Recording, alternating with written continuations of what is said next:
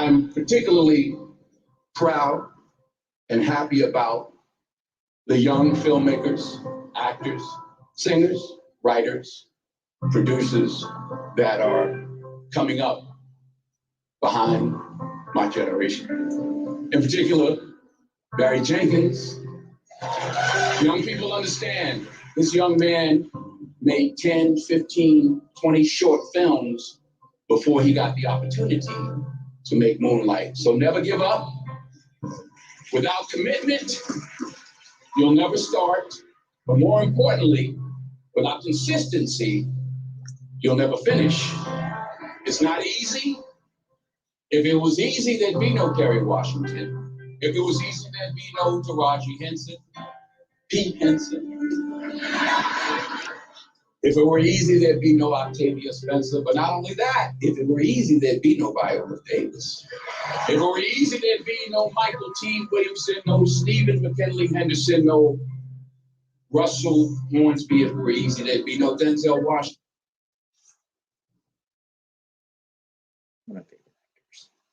Okay, ladies and gentlemen, welcome to Talk TV Media Network. This is Talk TV Business Today. Talk TV Media Network, located here in the city of Tulsa, Green Country, Oklahoma. And I have with me a very special studio guest who is a friend and a businessman.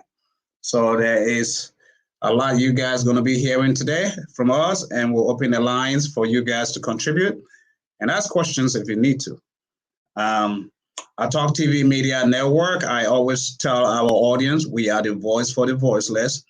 And we are also not just the voice for the voiceless, but we go places where others do not go. So wherever you are joining us from Africa, here in the US, Instagram, Facebook, YouTube, Twitter, we'd like you to be with us because business is what we do. It's very fascinating and it's very interesting. Because there are very, very good questions some of us will want to share with you and ideas, especially people who want to start business or get into business. With no further delay, I would like to invite my friend.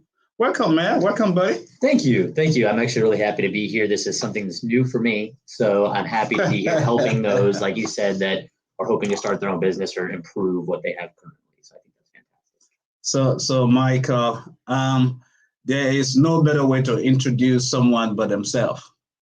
Who is Michael? Tell us. Tell our viewers, our people. Who's Michael? So I am actually born and raised Texan. So I love being here in Green Country, Oklahoma. You in Texas? What are you doing in Oklahoma, man? So I went to the military after high school. I was a Marine Corps.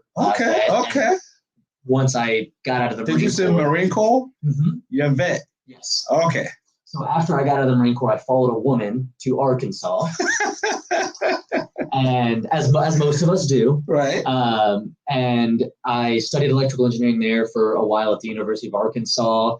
I ended up, unfortunately, that relationship didn't last, surprise. Mm-hmm. But I did meet my current wife, Stephanie, there. She got a job here in Tulsa. At that point, I was actually working for the company I own a business for now. And moved over here to pursue my dream of being a business owner because she got a job here working for a accounting firm downtown. Right. And I mean, the rest is history. That's what brought me here to Oklahoma. Wow, that's amazing. So basically, you moved to Oklahoma for career and God find a path for you to meet a young woman, and today you're married. Yes, married. Yes. And you've been doing business. I always told myself I wanted to be a business owner. Wow. I just had no idea how. So you didn't know how? I didn't know how I was going to do it. I didn't know what route I was going to pursue. But much like yourself, I knew from an early age that I did not want to be working for people my whole life. What do you do? What do you tell our audience? What do you do? So I own a state farm agency. I've been doing that for the last couple of years. My next step is going to be commercial property is the next goal. I'm also trying to find other business ventures that I can get into. Mm-hmm. It's honestly just finding something that I can fill a void in. I mean, the insurance realm was something I got into because I found out I was really good at it. Right. And so it made it very easy to have a natural transition to that. But of course, being good at something and then being a good business owner was a giant wake up call. So for me, going into that next step, commercial real estate is one thing, but trying to start a separate actual business is something that's a whole different thing, as you and I know. So trying to find a different alternative, something I can do as a second business venture, is something that's always on my mind. So you've always done business, and you always had your mindset on business. You always felt within yourself that you wanted to be your own boss. You just didn't want to work for anybody, but being your own boss. Yeah, I mean, I think most of that stems from growing up. I grew up in a fairly poor area of McKinney, Texas. My parents did a pretty good job. I mean, they did a great job of raising me, but as far as from a working perspective, most of my childhood was spent with either one of my parents being laid off due to outsourcing, things like that. A lot of times it was stuff outside of their control, but either of my parents were always out of a job. The other person was in a job, out of the job. And it just was this cycle that they could never quite get on their feet. And I guess that's a huge piece of it, is because I found, hey, like, as long as I'm working for somebody, I never have a secure job. And so the only way to really mitigate that is you've got to work for yourself. You got to make your own money, and you got to be the person that gives yourself the job security. You can't count on anybody else. So having said that, tell us, what do you do, or what do you say to someone who is sitting out there on the couch, or in their chair, or somewhere in their vehicles, thinking about an idea? Or so many of them have thought of ideas and stuff, and they are thinking, I don't know how I'm going to do this. I have this awesome idea. What do you say to people like that? That's a very good question. I can tell you that whenever I decided to go the State Farm agent route, I was working as a team member for an agent. Right. Found out I was good at the sales aspect. Yeah. Whenever I decided to make the route and the change to do that, it was just a mental shift. I didn't have the money. I didn't have anything like that. But what I can tell you is I saw the opportunity present itself. And the opportunity present itself in the way that a lot of business ideas do. Hey, I'm really good at this. This is something I could do, but I have neither the means nor the capital to do it. So my advice to anybody and everybody is the best place to start is to self-educate yourself. So there are two things I'm hearing from there. You didn't have capital. No. To start, but you had an idea. You just had a feeling, that passion, that something is there for you, and being able to find yourself in the right place. You know how to go about doing that. But with no capital, because a lot of people are out there, they want to find out, I want to start a business. I have an idea, but I don't have money. No capital. Some probably go to the extent where they want to go get into loans, to, starting a business, which normally I don't advise people to do that. But what do you say? Where were you in a position in life with no capital to move beyond that stage? So a big piece of it is education. So day one, when I decided to make that shift, I didn't know where to start. So the first thing I did is I grabbed a book. I grabbed a book called The 5 Levels of Leadership by John Maxwell. Wow. Because I knew that leadership was going to be a big piece of it. I knew that if I'm going to be a State Farm agent, I don't want to be doing everything myself. To scale it, I would need people. I knew how to sell myself. Right. And I knew that if I didn't have the capital to do what I needed to do, I was going to need to click right off the bat. If I'm going to push this, I need to know how to get a team off the ground quickly. So reading was a big piece for me. As far as from a capital perspective, to your point, I don't advise loans either. However, for some people, loans are a necessary evil if they are trying to venture into a business that requires brick and mortar building or a lot of upfront assets. But before anybody ever touches a loan or even thinks about it, you should first have information. Like I said, you have to educate yourself. You have to educate yourself to the fullest extent possible, right? To fully form an idea, put it on a business plan. That business plan should incorporate you going to other experts in that field. People have been there, people have done that. Can give you insights on how they did it. I'm not talking just us here, like us talking. Successful people. Go to people successful who've been people there, done that. Yes, that were in that industry, that are willing to impart advice. Because you and I both know that most self-made successful people are more than happy to share that info. Yeah. But what people that don't have capital realize is exactly that. That, believe it or not, successful people are more than welcome to share and impart that advice as long as they can see that you have the drive to make something happen with that advice. Don't go to people and ask for advice if you have no plan on using it. Right. Use it. Compile that information, read, put a fully formed thought and plan into action, and then, only then, can you decide, I can make this happen.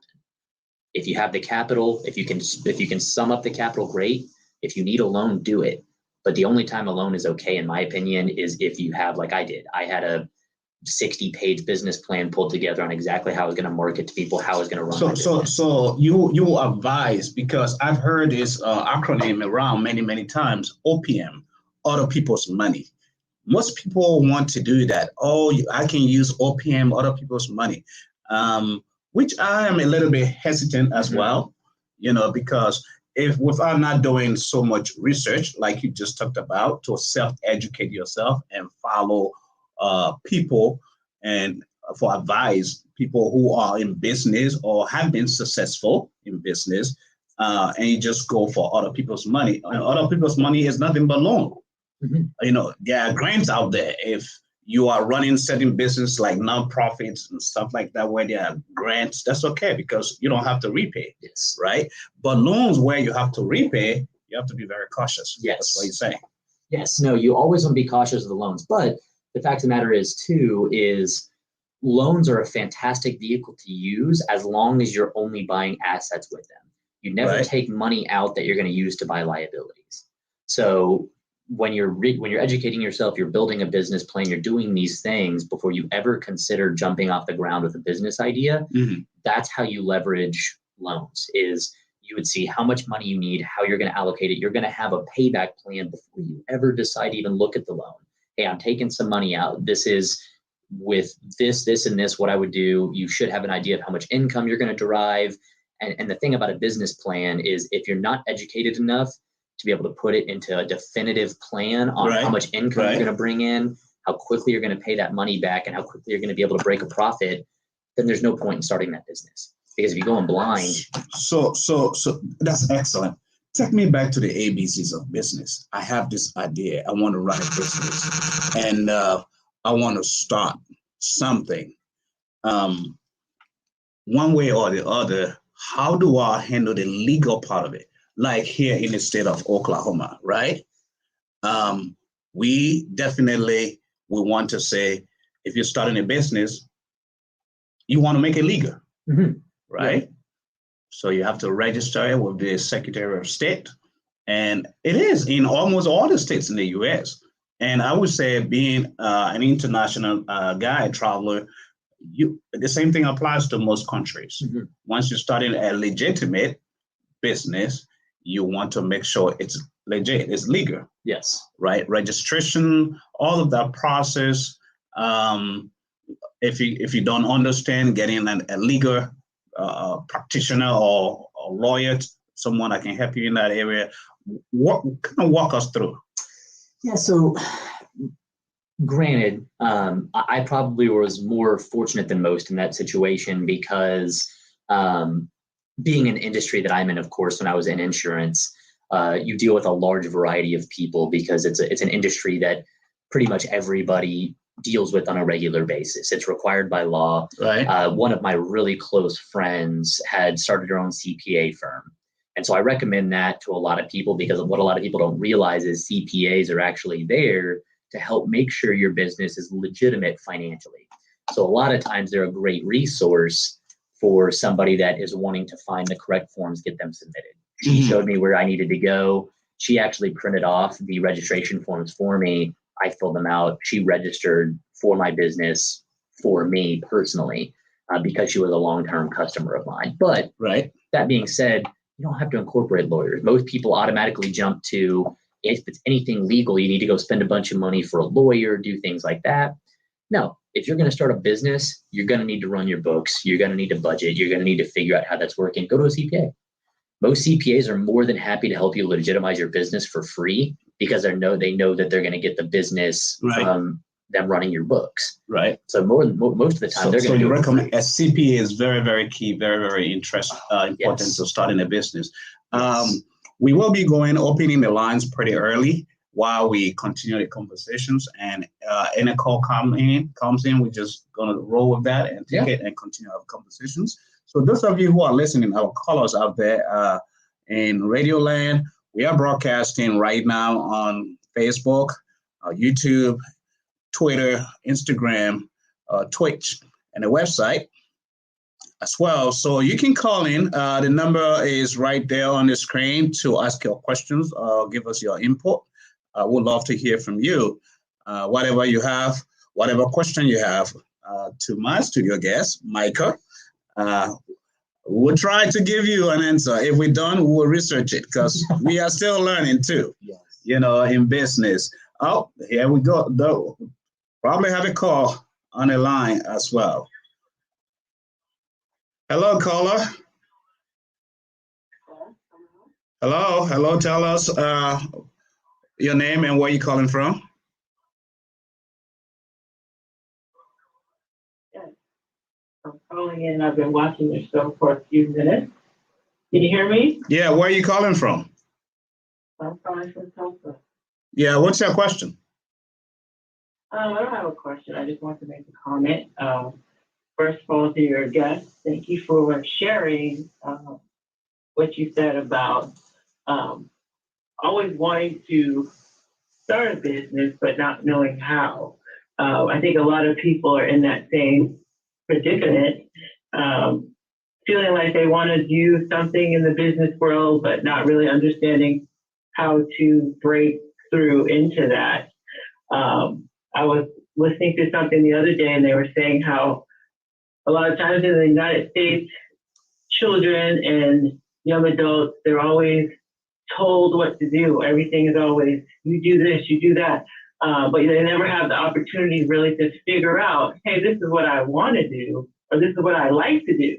Yeah. So I guess my question would be to you, what would be something that you might recommend for someone who's wanting to start a business, but they just really don't know even where to begin to get into that vein of, oh, I'm gonna work for myself now, but what do I do? That's a really good question. And one of the easiest places to start is actually, this is an interview question I ask almost everybody on my team, is I ask them, what are you passionate about? Because that's usually almost always a good place to start, because when you answer that question, if you answer it truthfully and honestly, you can usually find some pretty good places in that answer from an industry perspective. So for me, when I talked about what I'm passionate about, I very much love talking with people. I love being able to actively help people, especially improve finances. It's something that I worked really hard on as a kid. And so when I asked myself, hey, what am I passionate about? Mm-hmm. It was being able to meet a lot of people from a large variety of places and ask questions. I've always been an inquisitive person. So asking people, hey, how'd you do what you do? And kind of learning from people in that perspective. And I didn't realize that would correlate to insurance until I was working for an insurance agency. Deshaun, is that all the questions you have or comments so we can free the line for all the callers? No, that was my only question. Thank you. Absolutely. Thank you very much for calling in. You have a great day. You too. That is very, very key, because I remember as a kid growing up, I grew up in a Christian home, but a lot of my family members are business people. So I learned a lot, especially two people that struck a chord to my upbringing was two of my uncles. They both are now deceased, but I learned a lot from them growing up because they were business people, and staying with them, growing up with them. So, and another cousin of mine too that I had the opportunity to live with in Africa, stay with. He's deceased as well. But these were business people. They impacted so much in my life, and that kind of transferred on me, right? Yes. And I could see the luxury of being your own boss, planning your own schedule, time. You make your own time, even though there are challenges. Yes. Being an entrepreneur, Because if you don't make it work, it's not going to work. Yes. You are the one who has to make it work. What do you have to say to those little children that she just mentioned about, little boys growing up who have those dreams and desires and goals of becoming, their own bosses? How can you stir them, mentor them in the right direction? Because there's a lot of bad business out there. There is. So, and that's such a good question again.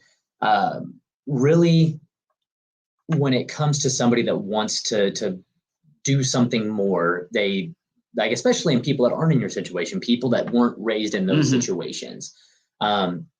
It's one of those that, and this is going to sound really cliche when I say this, but really and truly, if you want something bad enough and it becomes the sole focus in your mind, then the resources tend to gravitate towards you. It's a very true statement. I never believed in that early on in my career, but especially after reading some of the really good Napoleon Hill books, Think and Grow Rich, The Laws of Success, things like that. It's important to really understand that if you make something a sole focus, if you want to improve yourself, you want to be your own business owner, you don't want to be stuck in that day-to-day of working for somebody, especially the little kids in life, just dream big. Because if you have a big dream and you have a big focus, then when you talk to people like you or myself, I'm going to give you the world when it comes to the information that I have, because I can see that you have that passion. When somebody comes up to me, you can tell if they don't have passion and that's not really their focus, But when somebody really, you can tell like that they've been thinking about this, that they've been hoping, dreaming for an opportunity. Like you can see it in their face. I normally tell people that God didn't make man that man should rule man. God made man for man to be their own boss. So another area where I challenge people a lot is start with what you have. Because it's a scripture that always sticks out to me in the Bible that talks about, Moses, the rod, Moses' hands and stuff. Moses he had no clue what that rod was, what it could do, the capability of that rod, until God asked him, Moses, what is that in your hand? And he's like, a rod, just a stick, God. It's just a rod, it's a stick. And then God said, put it down. Dropped it down and it turns into a snake. And he said, go pick it up. And picked it up, turns back into a rod. Then he was like, whoa. So I normally challenge people that want to start in business or begin something. What is it that's in your hand? Because sometimes we lose sight. God is saying, I've already given you everything. It's all around you already. But we have the tendency of looking beyond what we have and looking at the next man, looking at the next other person. I want to be like that person. I want to be like that. But God is saying, you already have something in your hand. What are you doing with it? Because he's a God of accountability. He holds us accountable for everything that he's entrusted us with, right? So God has given you an idea. He has given you a gift. He's given you a passion for something. What are you doing with it to even refine it? That educational part plays that role in it. Are you and your I would say those you hang around as well. Your company plays another role. Because if you're hanging around people who are not going nowhere, who are just with a remote all day in their hand, what do you expect? I always tell people, show me your friends and I will tell you where you're heading with your life, right? But if you hang around people who are productive, who are, doing well, it's going to rub on you. You're going to be challenged to do something. What's your take? I think that you couldn't have said that better. I like I can't remember the guy that the quote is from, but he does like the way he phrased it is the same thing. It's like, show me your friends and I'll show you your future.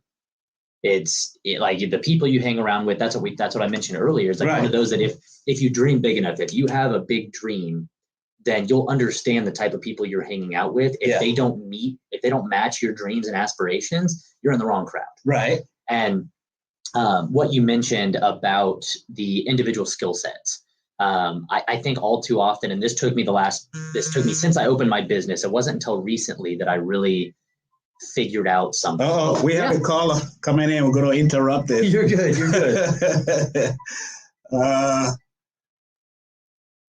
Hello, caller.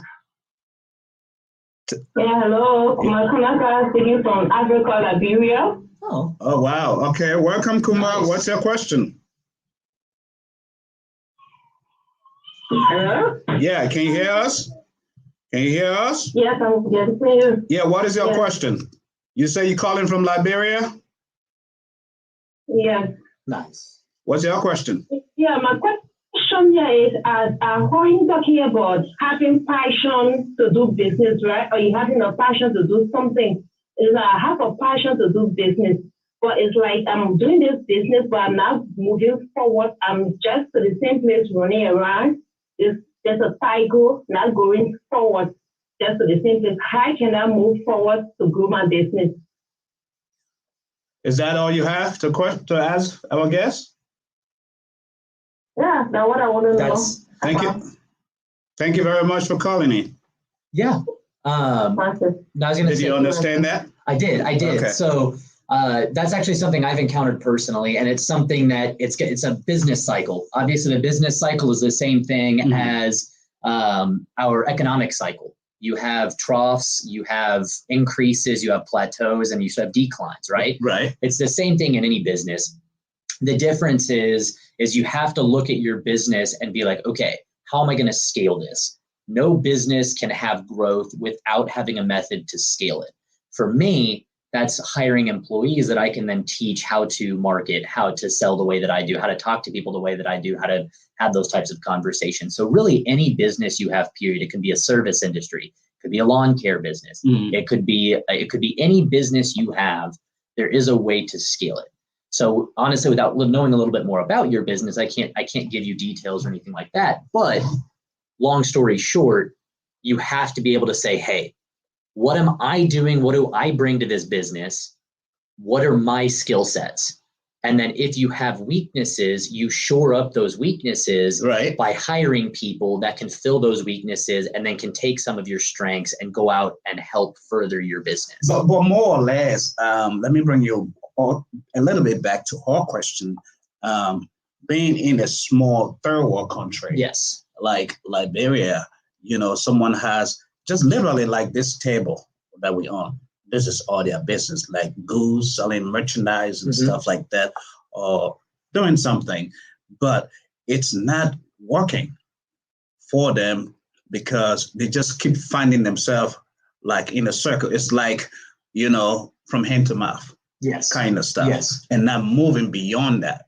Even though they have a desire, they have a passion to move beyond that, but they see themselves in a vicious circle, not getting past the table market to a storefront to this big, and sometimes I know that's a question for you, but I want to elaborate on it a little bit too, because I have a very good understanding of the culture, the way it is. And a lot of people get into business because that's the only source of income. And there are no jobs. Government is not providing jobs. If you do go and find a job out there, government is not paying. It's paying maybe 4 or 5 months late. And how do you expect to take care of your family or feed yourself with, such a responsibility depending on government? I feel like every little thing that we do, that business that you're doing, God is in it. Management is required. Accountability is required. Because if you're making a little bit of profit, something from every business, put something aside. Yes. As a rainy day, something aside that you do not touch. And then something that way help the upkeep of the business, right? But if you eat everything, you make a little bit of profit today, you eat all. You make a little bit of profit, you eat all. You find yourself going in that circle, right? And loans as well. They do small micro loans in Africa, which sometimes I don't advise people in making those loans as well, getting into a lot of loans because your business is not that big. And the tendency of going bankrupt very high. Yes. Because and once you eat the bank's money or the macro loan, whoever loans you, then you're running away, giving excuses because you're finding it very difficult to pay. So it goes down to me with that thing, that passion God has given you that's in your hand, that idea, to start with it.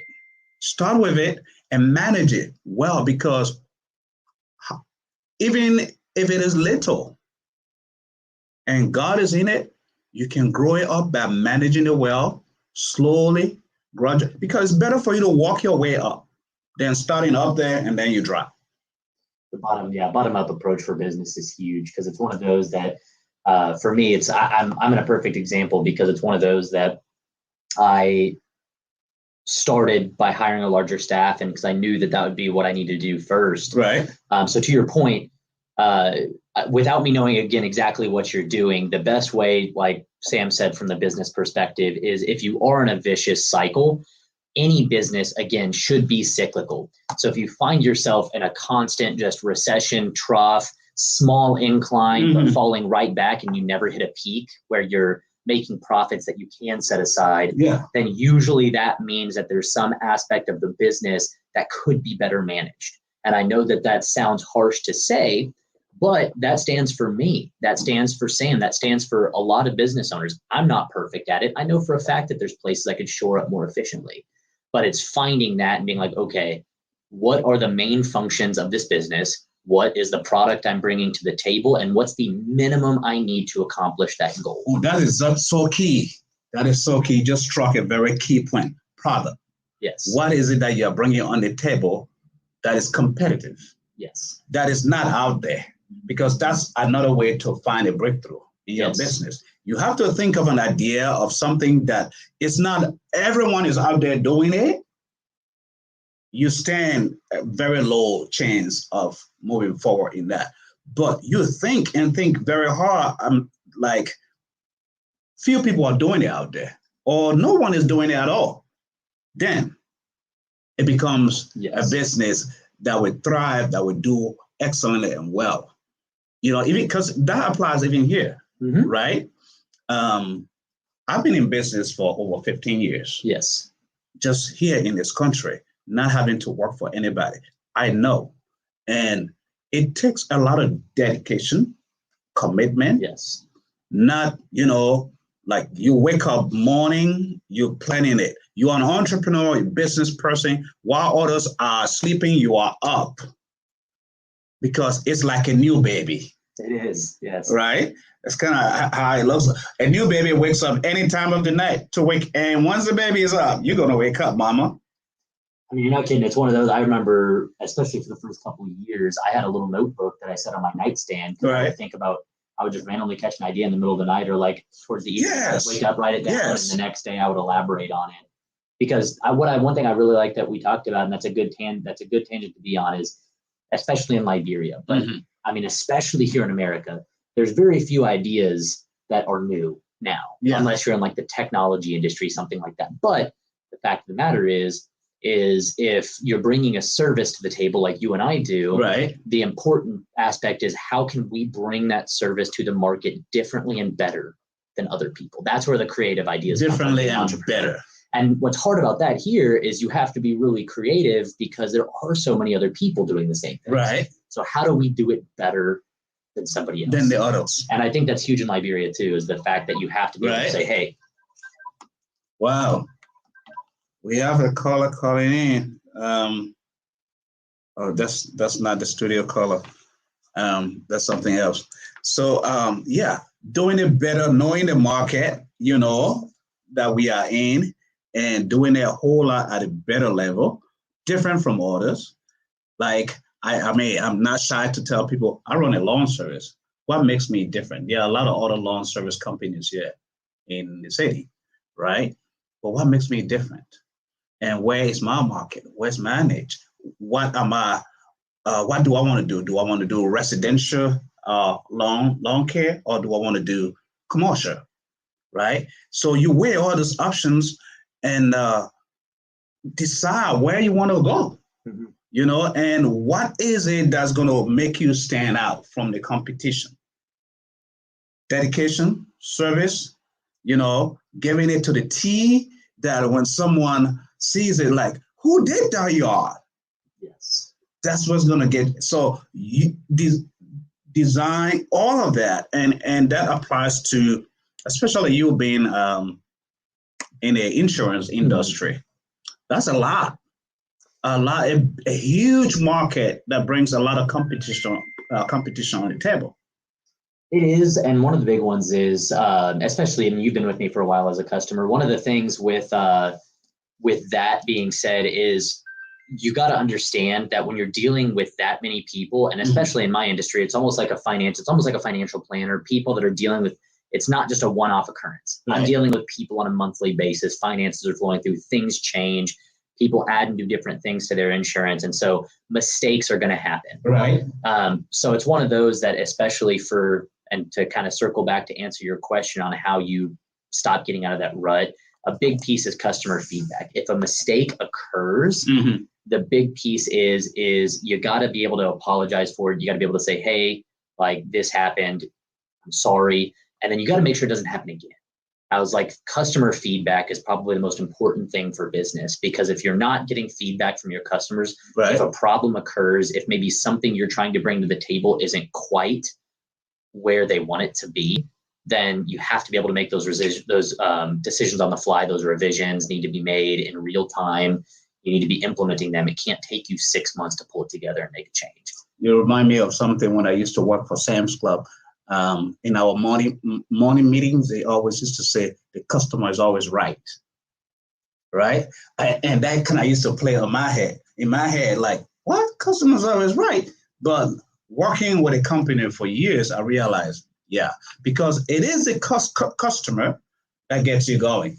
Without a customer walking into your store, without a customer buying your product, how can you make business? How can you get business going? So the customer, your treatment to the customer, this is something sad to say, but I'm gonna say this, especially in Liberia, where I'm from, that part is missing, customer service. Because you're gonna go ask for someone on a table, and how much is this item? They're like, it's $50. And you the customer, make a comment, how come you're selling it $50 and someone over there is selling it $40? Now it is your job now to convince me to buy the item, but they're gonna make this sarcastic comment and say, but why can't you go buy it? So you just lose money, you just lose that customer, right? Then I realized customer service here is poor. It's the same thing. I have to convince you to buy my product. I have to talk nice to you. I have to tell you why you need it or why you want it. Yeah. Right? And then fill that void of yes, the customer service. Like, is your industry something that you need to be accessible frequently? Is it something that you need to be responsive to? And so to your point, yeah, I mean, like, that's most industries. Some industries, not so much. Right. But for me, I could have somebody that has a claim. I could have somebody that has a big issue. Like, you got to be able to be accessible on those. And it's the same thing for you. There's so many aspects of a business. And I mean, you could boil it down. We could spend a whole 24 hours. Tell me this. What do you do when you start a business and you realize it's not doing good, or it's doing good, but you're at a point where you're not feeling it and you want to quit, to get out? Wanting to get out and quit, I look at that as, why did I get into it in the first place? If you got into it to be a business owner, to be an entrepreneur, you better dang well have a backup plan to be your own business owner. If you want to get out, you need to have a second plan to be like, I'm going to go do this instead. Right. Because why be a business owner and then want to go back to working for somebody? Like, that just doesn't make sense to me. I just don't understand that. But as far as, I guess the best way I could answer that question is experiences from me. Anytime I've been in a slump, the big thing for me is I know that I could do the job myself. So I always had the fallback of, hey, if I lose every one of my employees, I can manage the business myself for a period of time. But the fact of the matter is I know that's not scalable. Right. So if we start declining in the business, I have one of two questions I ask myself, or that I answer rather. Two questions I always ask myself, one of which is the right answer. Am I the problem, or is my team the problem? And whichever answer I get from that, it's how I approach fixing the business. If it's me, when I say, am I the problem? And I say yes, that means, hey, is the training where it needs to be? Do I have the right resources going to my team so they can accomplish the job? Am I paying them well so they're motivated? Do I have the right structures in place? Do I have the right incentives? All these things. Am I making the work-life balance good? Am I putting them in a place in an environment that makes them want to be productive? If I can say yes to all those things and I can't find a kink in that, then I know it's them. But if I can say yes, that there's something I can be doing better, that I can be giving back to the team, then I know that I'm the problem. And so you have to be able to ask yourself those things. And so that's how I usually fix problems when I'm in a slump. So what has been your biggest challenge when it comes to business since you've started? You know, I can imagine coming from the military, guy like you, you know, and all your experiences out there being in the jungles, you know, messing around with the guns and stuff like that, you know, and here you are a vet, retired, and you're a business owner. What has been your biggest challenge? You know, it's funny because in the military, you deal with like leading junior Marines and things like that. And you think that you know exactly what's going on. Do we have a caller? Oh, no. So I think the biggest challenge, honestly, has been the people management of it. I started the business not only to get myself out there helping more people, but I wanted to fill a void. Like, I think what people misconstrue my mission of helping people, they see it as I just want to help customers. But one of the biggest ones for me is I wanted to help employees too, because you do have people out there that maybe don't want to be their own business owner. They don't want that liability. But that doesn't mean they don't deserve to have a quality of work they wouldn't get anywhere else. Right. So that's honestly been the biggest challenge for me, is finding a balance of profitability to giving my team an environment that they won't ever be able to find anywhere else, like unlimited paid time off, health insurance paid, giving them a place where they can actually show up and be happy to show up to work every day. Right. That's expensive though. It is. So trying to find a balance of keeping them motivated where they're doing what they need to do and I'm profitable, to of course having the team that and the environment and stuff that I do. So that honestly be the hardest job, is the people management aspect of it. It's keeping a large team, accomplishing the task, but keeping that balance in check has honestly been the hardest deal. Someone is asking, what was the name of the book that you mentioned earlier, the title of it, on leadership? So there is... was it Maxwell? Something? Yeah, John Maxwell. There's two books that he has that I really did like, but the main one that I've always stuck to, I give to my managers at my office, is The 5 Levels of Leadership by John Maxwell. The name of the title of the book is The 5 Levels of Leadership by John Maxwell. To you, our listeners, that's something you can read. And although there are other good sources out there that I read a lot to and listen to, I listen to Robert Kiyosaki a lot, and listen to Dave Ramsey, you know, a lot. He's a godly man. He talks business real, doesn't mess around. I mean, those guys, there's I listen to a lot of the spiritual part that blends in the practical as well with Miles Monroe as well. So there are a lot of books out there for you guys to research and listen to. We're going to take a quick break. And even if we do, we're just going to let you guys keep the lines open for you guys to call in. Comments below. If you like the show, we'd love to hear from you. Don't share the video on your platforms and other pages. We highly appreciate you guys, our listening audience, because without you, Talk TV Media Network won't be here. It is for you that we are here. Today is Talk TV Media Business. Today is the business show, and Friday comes the political part. where we talk politics. And it's going to be hot this coming weekend. And Saturday at 12 noon as well, we discuss sports, Talk TV sports. And Sunday, we talk about religion, Talk TV Media Network, religion, gospel as well on Sunday. So all these times, we'd love for you guys to join us, be a part of this show. We'd love to hear from you. The 5 Levels of Leadership by John Maxwell, Robert Kiyosaki, Rich Dad, Poor Dad. You know, that's very interesting guide to Rich Dad, Poor Dad, you know, because that kind of helped me early on in starting business, you know, on a very much practical level, you know, the Poor Dad and the Rich Dad. Read those books. They're out there. If you can, go on YouTube. The audio is out there on YouTube, a lot of information. Because nowadays I'm more or less the audio kind of guy. I listen to more stuff than just reading, because sometimes, I will fall asleep reading, but I will stay awake listening. See, I'm bad about that. I need the tactile feel. I need to see it. I need to do that. Yeah. So we're gonna play a little bit of take a quick break to you out there, our listeners. Before we come back, but in the same vein, just leave your comments.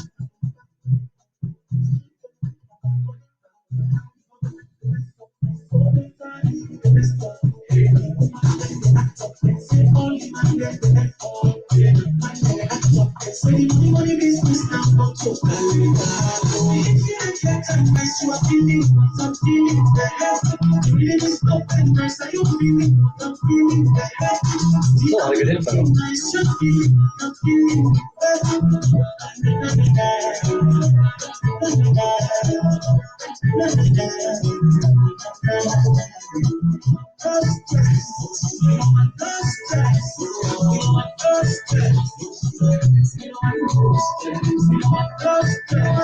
So during the break, you stay live? Yeah, that's awesome. I didn't know. So you're I'm still live. Hey, we're hearing you. Hey, I'm cool with that. So Robert Kiyosaki, I think, is fantastic. Didn't know you were a Dave Ramsey guy, though. I think he has a lot of really good practices. I grew up listening, like early on in business, I grew up listening to Dave Ramsey from a budgeting perspective, like how to manage money, things like that. I think there's a lot of good nuggets with what he says.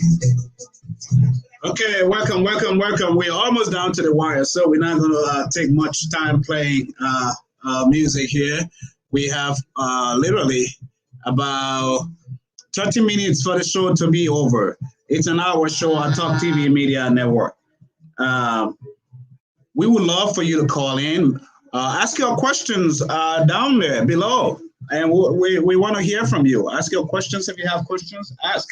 And our guests in studio will read them. I'll read them to our listening audience. Today is Talk TV Media Network Business. And we'll have a lot of these shows coming up weekly for you guys to benefit. So many people out there want to do business, want to get into business, but is it your calling? Is this something you want to do? A lot of people got hit during this COVID-19. A lot of businesses shut down, Yes, they did. you know, and some people literally, a lot of businesses went bankrupt. Mm-hmm. And I realized, especially those who in business we call diversification, who didn't, diversify. Yes. What do you have to say when it comes to people like that? Because it's like putting all your eggs in one basket. And when you are hit, bam, everything goes. Because we experienced that during this COVID. What do you have to say with people, businesses like that got so hit? The next time if someone's trying, or those of us who are in business, what do you advise? Should we spread our wings or not? So the thing with business is the business cycle exists, and there's obviously extraneous factors that can affect and impact the business cycle and put you in a point in the business cycle where it maybe sticks. So like you have something that causes a recession in your business cycle. eventually depression, just like we were in because of COVID in regards to certain businesses. Right. So a couple things that you have to do is if you do something really well, you need to make sure that you're still building processes around that because that's what you do well. But it's how you bring that to the market that needs to change. Because in a COVID-19 ability, if you rely on brick and mortar, it's not going to happen. Like that's why most of those places went under is because they require people in their building, in their facility, making it happen versus conducting business in a manner that doesn't require them face to face. Right. So I think that's huge. It's like stick to what you do well, but find a different way to implement it. So we talked about adapting earlier. Yeah. We had to be able, like, I know it sounds dumb, but I implemented a drive-through window at my office. That's good. So it's one of those where it's like implementing a drive-through window, people could come through and still see us, but we're over 6 feet apart through the drive-through window, sliding them like their forms and stuff like that. And then of course, just doing a lot more over the phone business. We had to restructure. Thinking out of the box. Like electronic signatures, doing a lot more stuff electronically. We redid our processes where we were making sure to onboard customers in a better digital platform, doing video calls instead of face-to-face meetings, things like that, bringing the same thing to the market just in a different way. And I think that's huge, is making sure that you still get that out there. Certain businesses didn't market themselves effectively digitally to get that service out there. Luckily, I didn't have to worry about that as much. Right. But that's just something you have to be able to be prepared for. The more things you're doing to get your business out there and the more adaptable you make yourself in your business, right, the better you're going to be. Well, what about I got a request here for me to ask you about multi-level marketing. What do you think about? What's your opinion? What's your take on that? How do you view multi-level marketing? You know, all this pyramid marketing, multi-level marketing. What's your take on it? So it definitely has its place, but let me preface this. I want to make sure that everybody understands me when I say this. There is an actual, what they call a pyramid scheme that doesn't exist so much in today's society. Everybody equates MLMs as pyramid schemes. The only way pyramid schemes work is if there's no way to pass somebody on the level above you. So if somebody brings you into the fold, let's say, of this business, you have to be able to produce more of a service to pass people on the scale. And that's when you know it is true MLMs. And MLMs, again, are great. They're usually a great way of bringing a product to the market through scaling. It's a great scaling business model, and I definitely think MLMs have their place. It is a great place to get into business to make additional capital. Now, however, personally, this is my belief,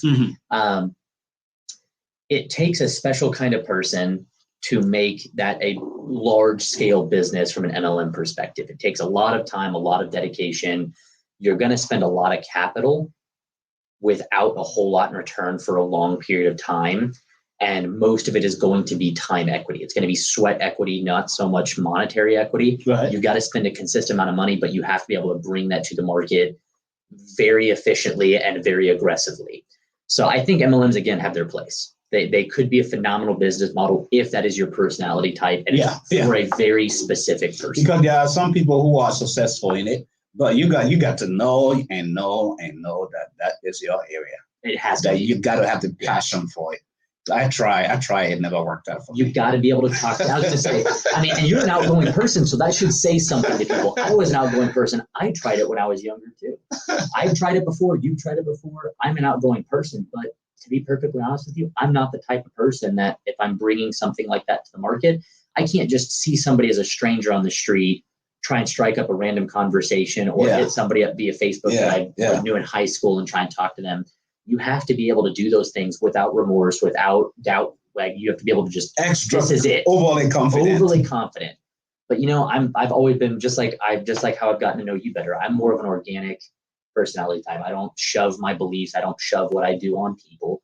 I just say, hey, this is what we're going to do. I want to make sure I'm getting taken care of. And I just let these things happen organically. And that's the way that I've known you to be. So again, answering the question, MLMs are great for the right person. For the right people. Person, if you have that personality, that's awesome, man. I'm liking the show, and time is always our biggest enemy. Yes. Here we are. We like down to the wire, almost like 6 minutes for us to be out of here. To you in our Radio Land. We love for you to contribute. We like those of you who has been contributing. We appreciate it. Without you, there's no way Talk TV Media will be here. We are the voice for the voiceless. And we go places where others do not go. That's Talk TV Media Network. And we are being watched in Liberia, Instagram, Twitter, Twitch, website.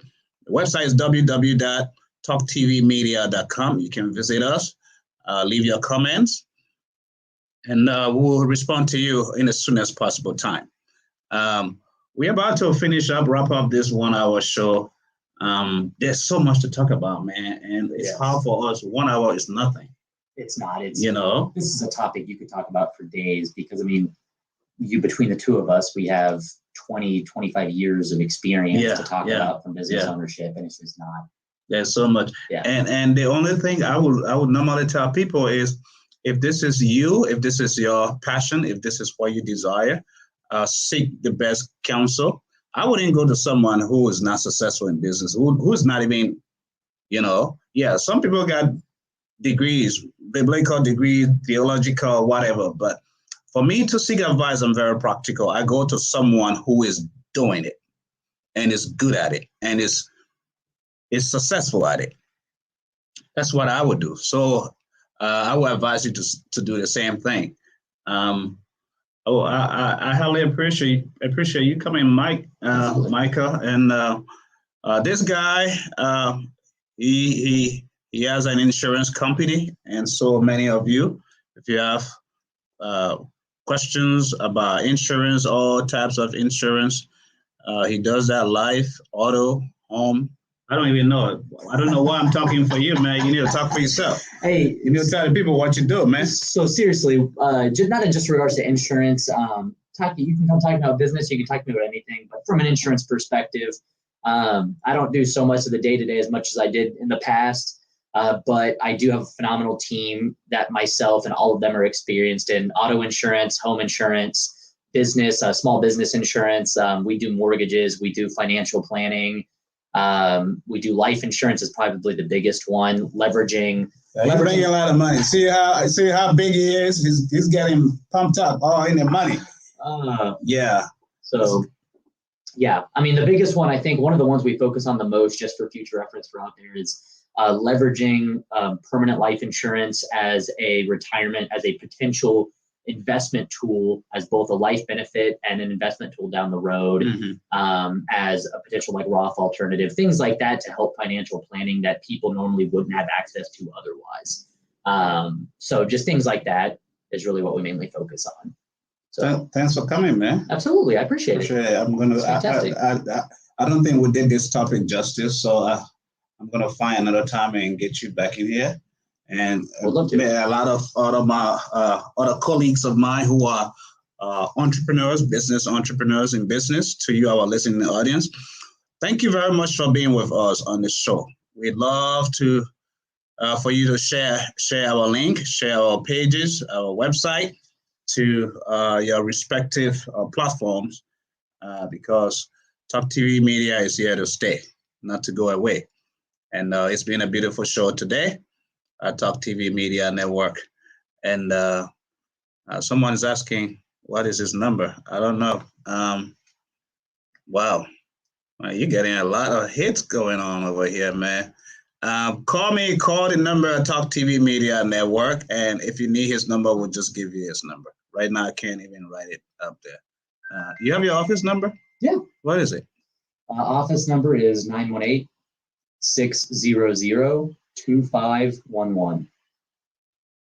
918-600-2511. Okay. All right, man. You know you're gonna have to buy me lunch for selling you out. I'm all about it. Yeah. So to you, our listening audience, thank you for being with us, and we look forward to meeting with you tomorrow at 5 p.m. Talk TV Media Politics. We want to find out what's going on with the by-elections in Liberia, the results, and also there's the status of the recent killings of former two president's sons that just took place. Want to talk more about Joseph M. Boakai, the chairman for CPP visit to the United States. Is he still here? Want to talk about the President George Weah visit to France at the summit, whatever he discussed there, and what is it that he was doing and in the interest of the Liberian people, and so many issues to talk about. And because we are an independent network, we are here to make sure that we deal into the issues unbiasedly. We delve into the issues with no sides because we are an independent network. Until then, we hear from you and we'll talk to you again. Thank you very much. Thank you. Thank you, and you have a blessed and great day.